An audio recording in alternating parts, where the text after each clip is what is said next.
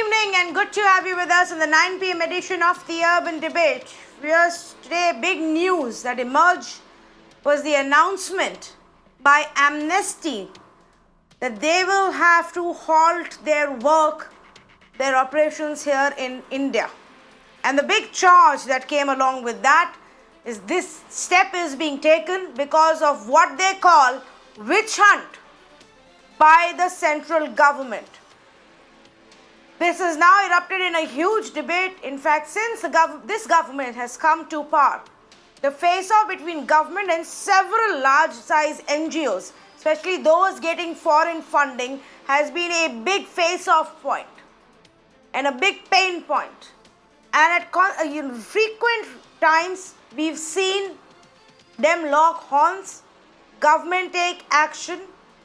To the extent now, even the FCRA regulations have been tweaked by the government, and that new bill has been recently passed. We're going to get into all of these details. Let me first tell you what Amnesty said.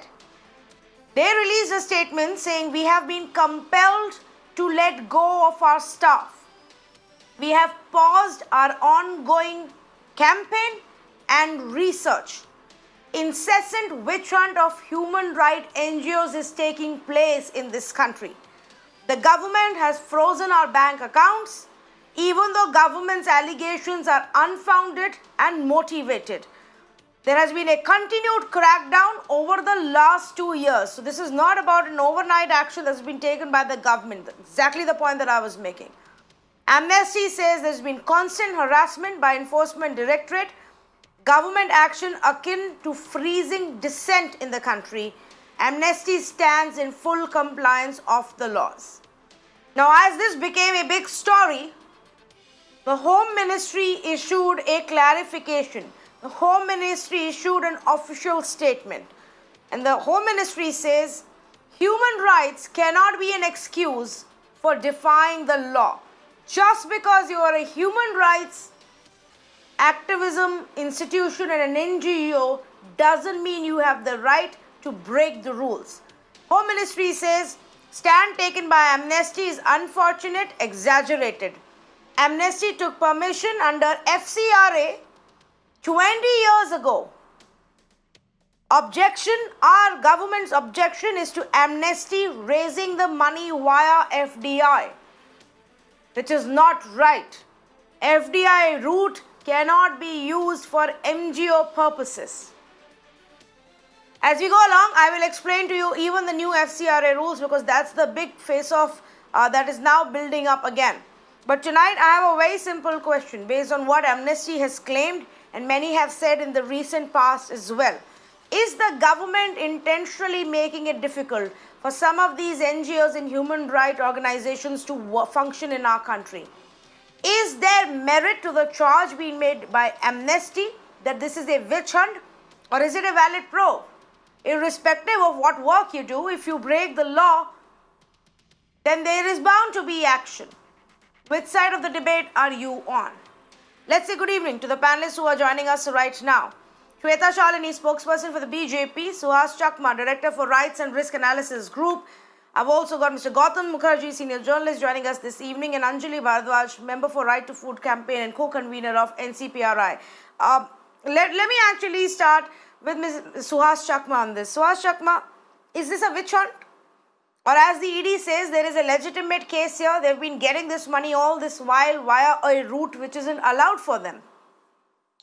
Well, in this country, the only purpose why the FCRA was initially brought in was to ensure that the foreign funding agencies cannot interfere in political affairs. And what we have is the Congress Party and the BJP passed the Finance Amendment Act in 2018 to exonerate themselves of having received foreign funds.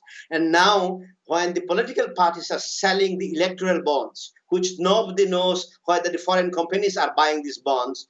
So what is the government talking about? If the political parties can take money and after having committed the offense can exonerate themselves, and whether Amnesty is being subject to witch hunt or not, the facts speaks themselves.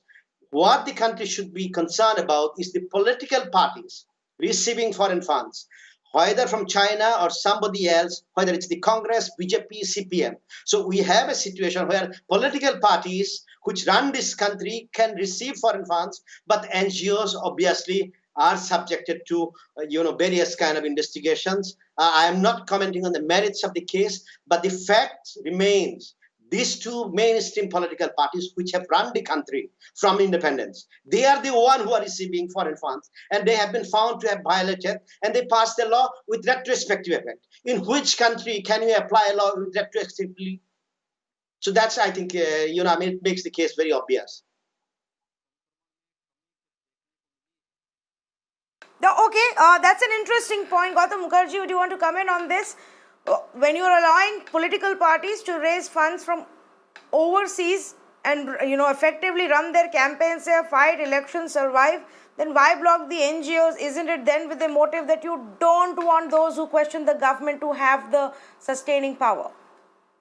Well, it has to be understood that UK-based organization like Amnesty International cannot attempt to run Indian policy and come here and tell us what to do in Kashmir and tell us what to do and indict the police on a one-sided basis on the Delhi riots and bring in over 100 crores that they've been questioned on since 2011 and have been unable to explain. They say, look, we have 100 million Indian donors. Okay, then what are you doing with 100 crores that came in through a private limited company and FDI and all ways to try and subvert the law? You were thrown out by the Congress in 2009. Again, you came back like a weed, and now you're thrown out again. What do you expect?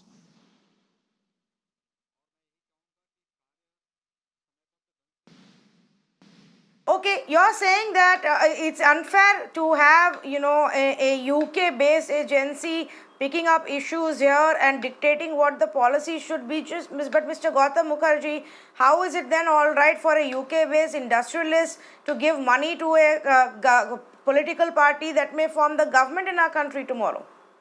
No, and then dictate the policy. No, it is no.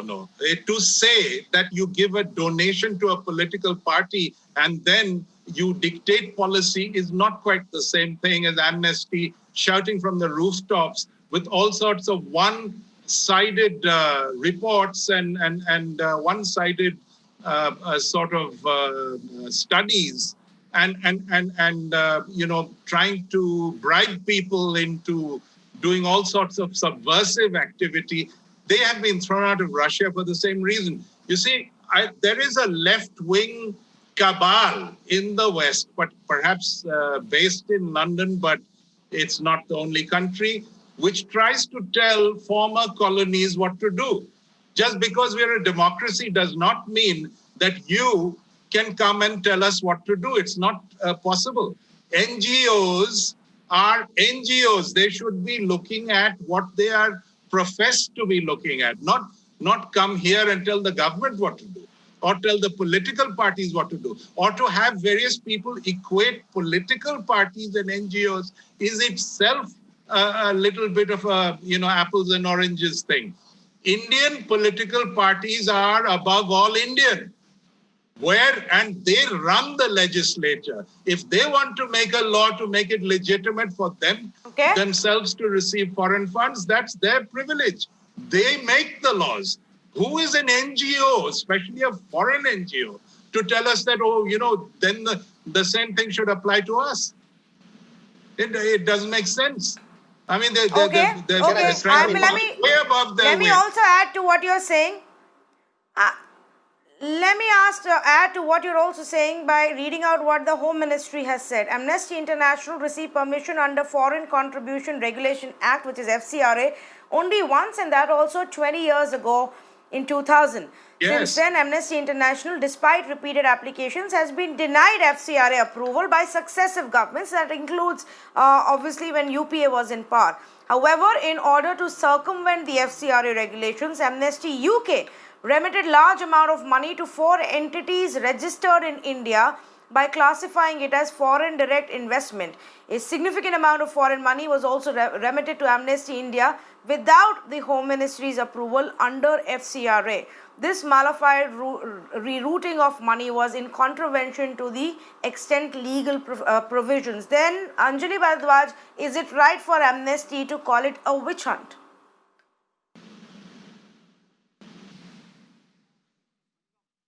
Well, let me first speak to the broader issue, Tanvi.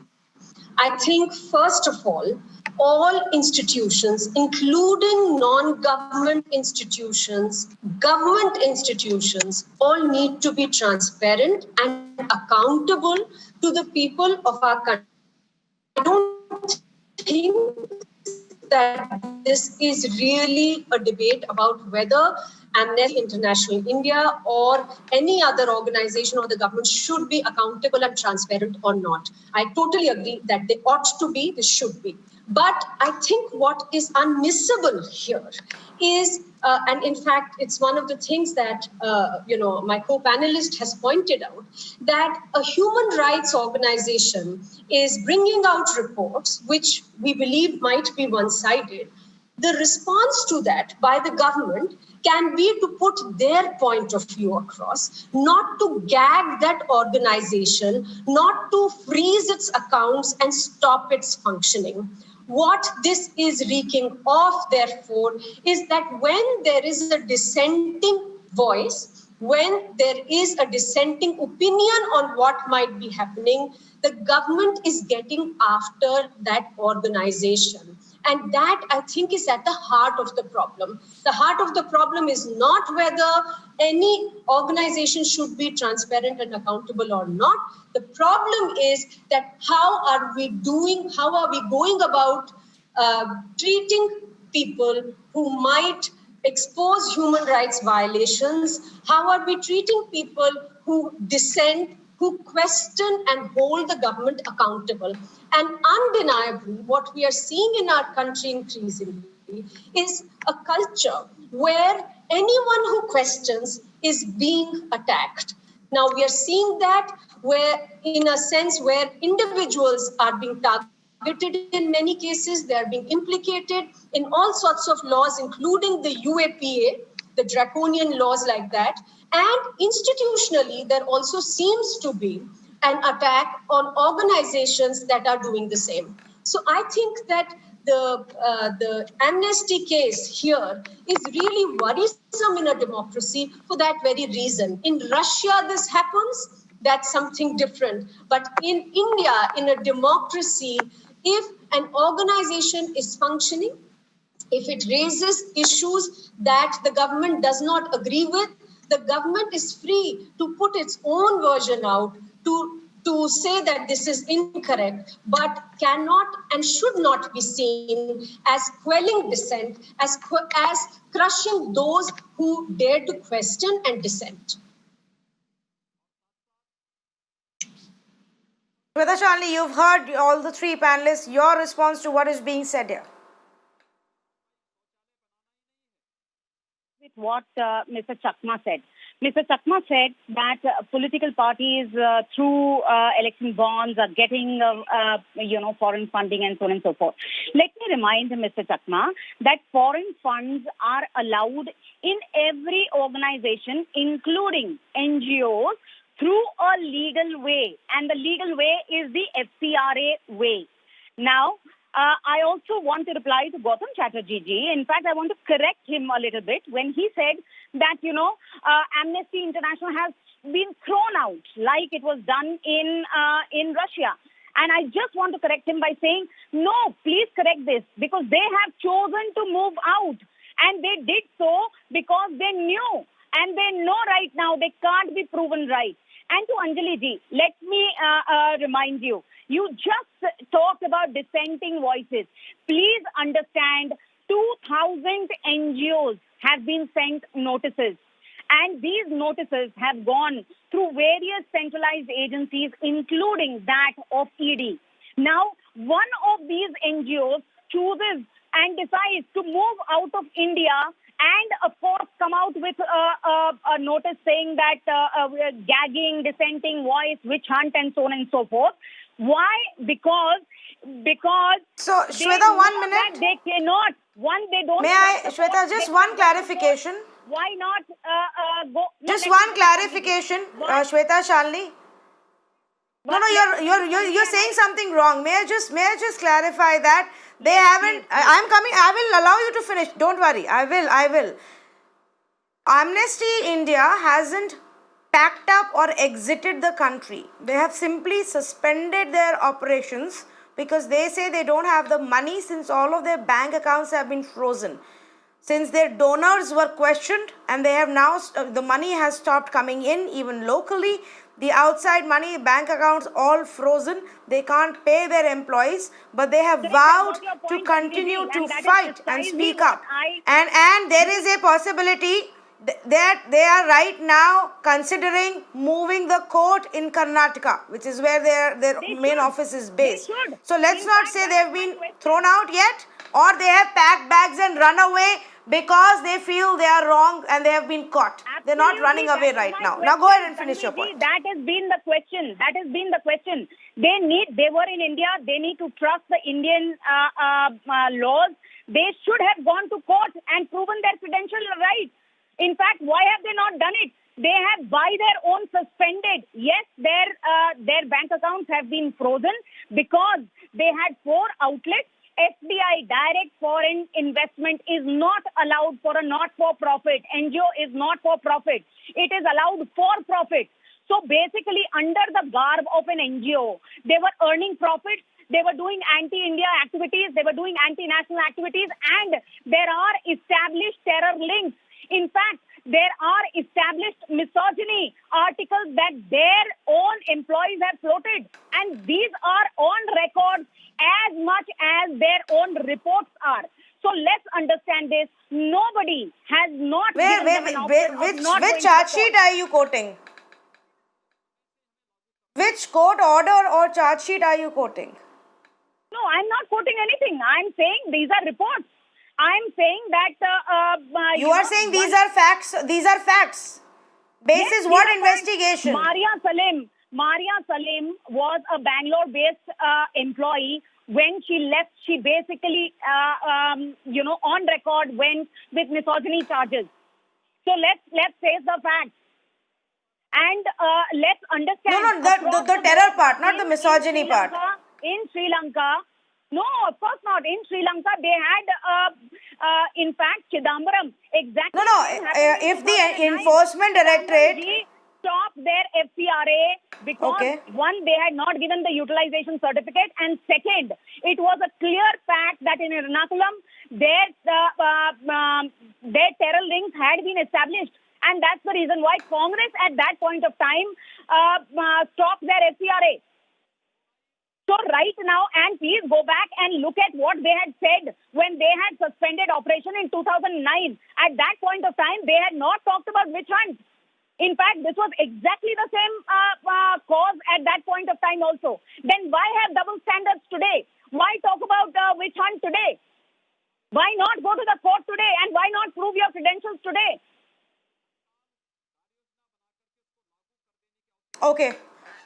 Now let me just make one point here, and then we move to the larger conversation. I am not here to pass a judgment because none of us really know what Amnesty has done right or wrong. That's for the investigative agencies to really prove their case. So far, there isn't argument that has been made in court that I know of where the ED has actually submitted evidence. When that happens, we will see. Amnesty claims we've just been harassed for the last 2 years constantly, and the Home Ministry says you broke the law.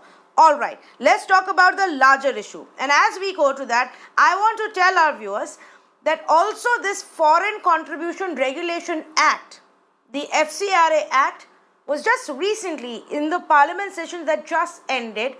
This act was also amended and the rules have been made tighter. So now there will be more scrutiny, more limitations on the money that may come in as contribution from foreign. No public servant can receive foreign contribution. Foreign contribution can only be used by the original recipient. No auto renewal of permissions granted for receiving funds. Authorities can probe the functioning of the recipient organization. There is a limit to the amount of money that's coming in. And I think that's where, Mr. Suhas Chakma, we come back to the point that you raised. While we are removing the cap for political donations in our country, we somehow seem to believe that there is a problem when similar kind of money flows in for non-profit, non-government organizations. See, the organizations which are of political nature are prohibited to receive foreign funds. And it's the submission of the Election Commission of India in the case on electoral bonds that it fears political parties receiving foreign funds because then they shall be influencing each and everything. Now, if a country like India decides that, of course, political parties can receive foreign funds, so be it. And if you are going to allow the Chinese funds, American funds, Russian funds to determine politics of this country, I mean, if that's the best interest of this country, I'm sorry to say that you are in the wrong perception. Now, when it comes to, democracy, human rights, and these amendments which come in, we always say whenever an organization is based in the West, oh, it's the colonial past. Please ask a Nepalese or ask a Bangladeshi or ask a Maldivians how much interference we do and how many projects we are running through. So the question is, if we say that, nobody should come in and, interfere in our internal affairs, please look at our own conduct. It's every state which does it. If Maldives is able to do it tomorrow, they themselves will do. That's the very nature of this state, the way it functions. I think the critical point which I'm trying to say is that, see, we live in an age where you can no longer control information. So Amnesty International may not be able to publish a report in India, but Amnesty International London has access to all the information. You can't stop that. Then what makes sense to stopping the organizations in India? Because the organization in London still will continue to do it. So in a way, I do not think, you have a situation where you can control the information. So what do we have? If you say that Chidambaram has stopped it because there was a terror incident in Kundukalam, I'm sorry, there was no terror incident. There was massive protest. They might have violated the law. The FCRA might have been violated by Amnesty or any other organizations. That has not been proven as yet. But to say that the protest against the nuclear plant was terrorist activity, I am sorry, at least in the last 11 years, that is not the charge which the government itself has made. So if we misinform the people, the audience, then obviously we are creating a wrong perception. I am not certifying Amnesty this way or the other, but I have serious problems. If the government takes foreign money and, the political parties take foreign money, tomorrow, if the CPM, CPI, everybody takes huge amount of money from the foreign agencies, if the Chinese government buys the electoral bonds of the Communist Party, will the government allow it? So the principal act, when the FCRA was allowed, who cannot receive foreign funds? The political parties, political leaders, the judges, newspaper, newsprint media, and of course, organizations which are of political nature. To say that organization is an anti-national, you have to prove in the court. Until you can prove, you can charge it. So the preliminary charge which usually made against the NGOs is the organization is a political nature. And whether Amnesty is a political nature, you have to prove it. But to say that, foreign, it's a privilege of the political parties to receive foreign funds, I'm sorry, then we are taking the country to the dogs. I mean, that cannot happen. You have seen how Russians have funded the entire Brexit campaign. Are we going to allow that in this country?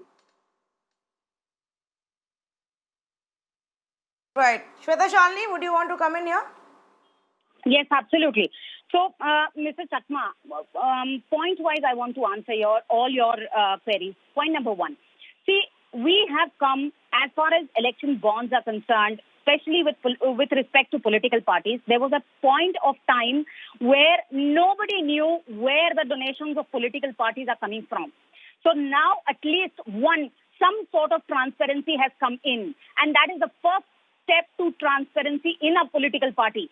So till now, many governments, many terror organizations have funded various political parties in the country. But now, because you have to declare, it gets declared. But as far as amnesty is concerned, please understand, it is an NGO, not for profit organization. It is not supposed to work for, it is not a political party. In fact, the governing body, the AOA, basically says that we do not take money from any political parties. But where all have they taken money from? They have taken money from, let me give you a complete list of where they have taken money from. They have taken money from the UK Bank Development Fund. They have taken from Catholic churches, from Danish churches, from European Commission, from the government of Netherlands, government of USA, government of Norway. Now tell me this, why does this money, and the Soros Fund, you know who George Soros is? One of the first people that Imran Khan met when he went to the US was George Soros. Why do you think Soros Fund gives money to Amnesty? So let's understand this. Nobody, whether it is a corporate or an Not NGO, because is Imran above Khan the asked law him of to, the I'm land. sure. If ED is questioning, the question is they need to go forward and prove their credentials. If they cannot, and if they feel it is a witch hunt, you go to the court. You go to the court and prove you are right. It's as simple as that. Okay, I was all very right. clear. But right now we're talking about the larger concept, not just about amnesty. Again, I will emphasize on this. I feel it's far more dangerous where foreign money, whether it comes from other governments or foreign banks or foreign industrialists, when foreign money starts getting pumped into our political system and it's not even getting declared to the people of this country, is far more dangerous than when foreign money is actually coming into NGOs who are largely supposed to be working in the field of human rights. Mr. Gautam Mukherjee, how is that, how is that more dangerous than foreign money dictating who's the party in my ruling my country? You know, the first thing we must understand in a democracy is the political process can try anything, but the voters have to vote.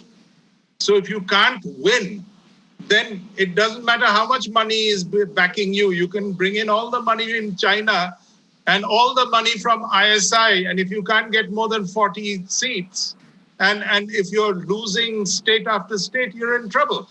The CPM, we keep talking about them. They have one state where they're hanging on by their fingernails, and that too is difficult. So it is a political process becomes legitimate because you answer to the people. You have to win an election. If you lose, you lose. But these people, the NGOs and people like Amnesty, who think and presume to lecture the government of India and the people of India on policy, this is ridiculous. They are not to be taken on the same footing. They are far, far below. They have stated that they want to bring in the money for a certain purpose, and then they subvert that very purpose, and then they scream witch hunt. This is pathetic. It should. And as far as this whole business of throwing them out, you have a valid point. No, Mr. Mukherjee, you have a valid point when you say when you claim you need the money for a certain for purpose, but you don't use it for that purpose and you divert the money elsewhere. You have a valid point that any agency, any NGO, and there may be many in our country who are actually doing that, and they must be held accountable. I think Anjali Bharadwaj said there must be transparency. But what is the problem in any group? And Amnesty at the end of the day has people, Indians working for them here in our country or any NGO. What is the problem in then questioning the actions of our government? First of all, we've got. Why should one not question the government? No, it isn't a matter of them questioning. They come here to say we're dealing with human rights. And then they tell us about policy. That is not their job, and they know it. But they get away with it because of fifth columnists and people like that who support these people and say, yes, you can equate with a political party. When Congress questions BJP, that makes sense. That is our political process. But who is Amnesty to do so? So can I ask a question? NGO. Okay, I just want to...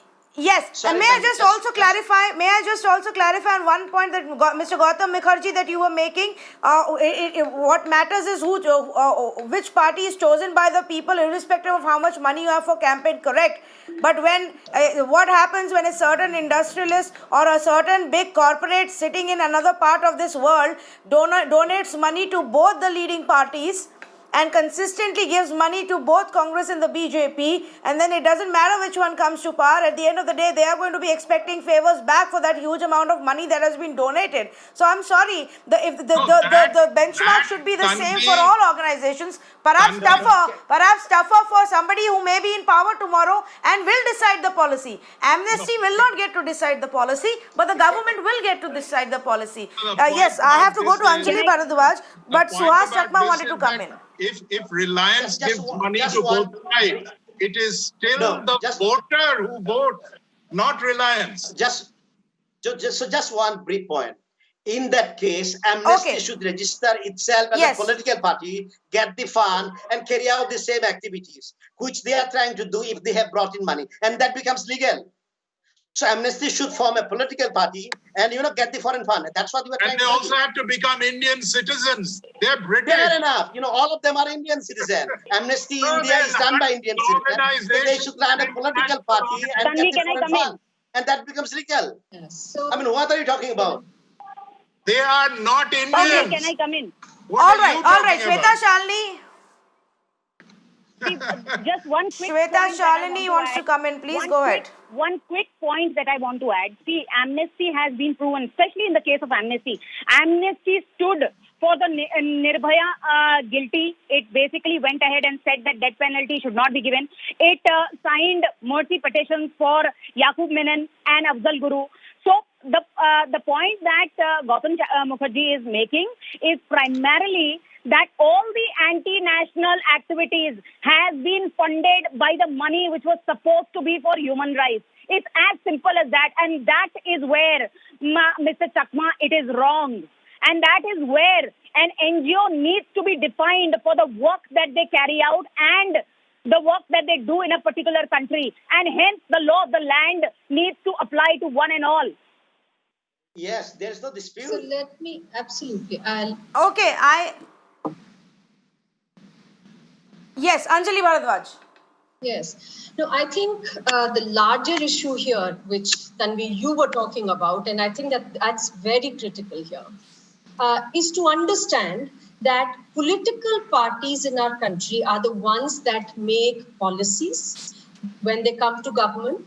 They are the ones that make laws when they are elected to parliament, and therefore they are very much at the heart of democracy.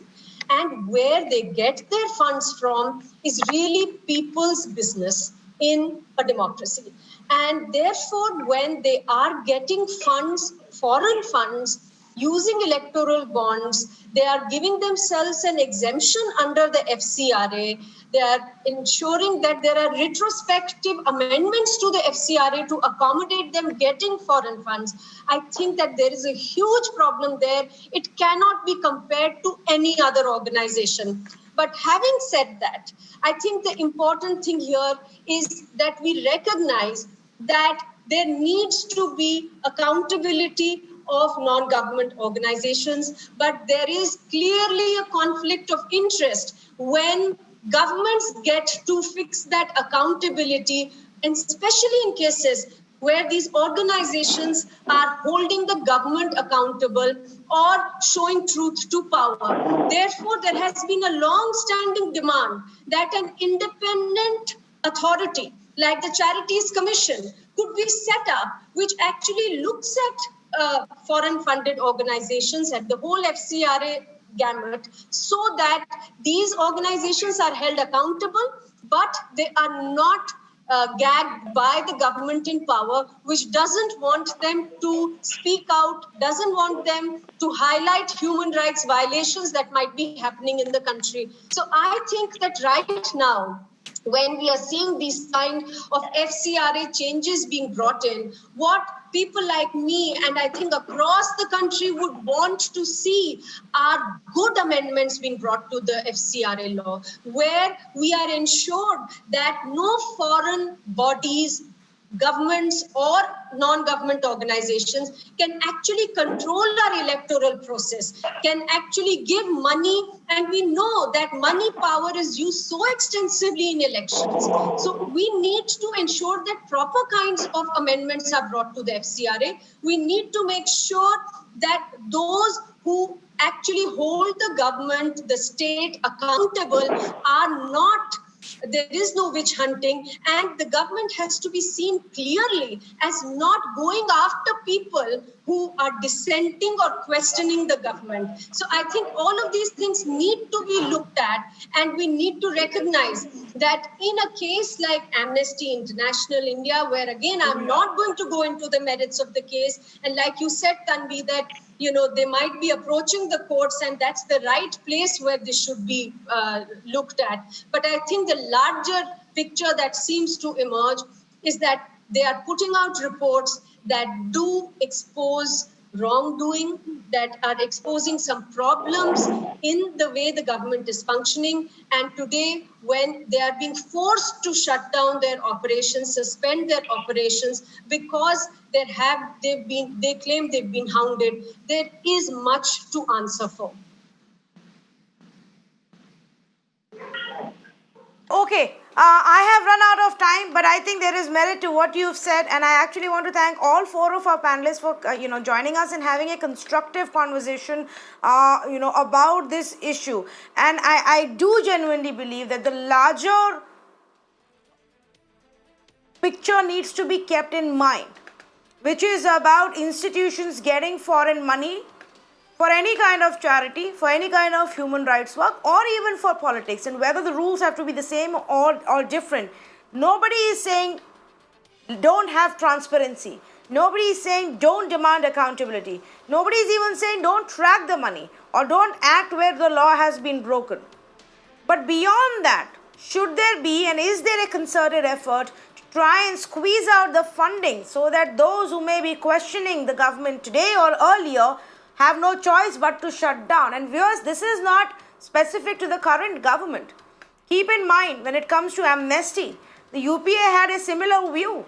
They refused to give them permission under FCRA to bring in more foreign contribution. The reason there is no Congress on this panel is because they don't want to talk about this topic even now. And I'm putting it out in as many words to you for the viewer to understand. No government wants people to speak up, and wherever they find the opportunity, they come down hard. Is that the case here, or is it a valid probe? We will only find out when ED files its charge sheet. But I do want to tell you what Amnesty says and why they call it a witch hunt. This is as per Amnesty themselves. This is as per their own statement. They say on October 5th, 2018, ED raided the Amnesty International office. They froze some of our bank accounts, raided one of the director's residence. Then in early 2019, IT department sent investigative letters to 30 of our regular donors. No irregularities were found, but this action by the IT department, by the government, hit the fundraising campaign. The minute you start questioning a donor of an institution, they're going to stop wanting to associate themselves with the institution. Amnesty says no irregularities were found.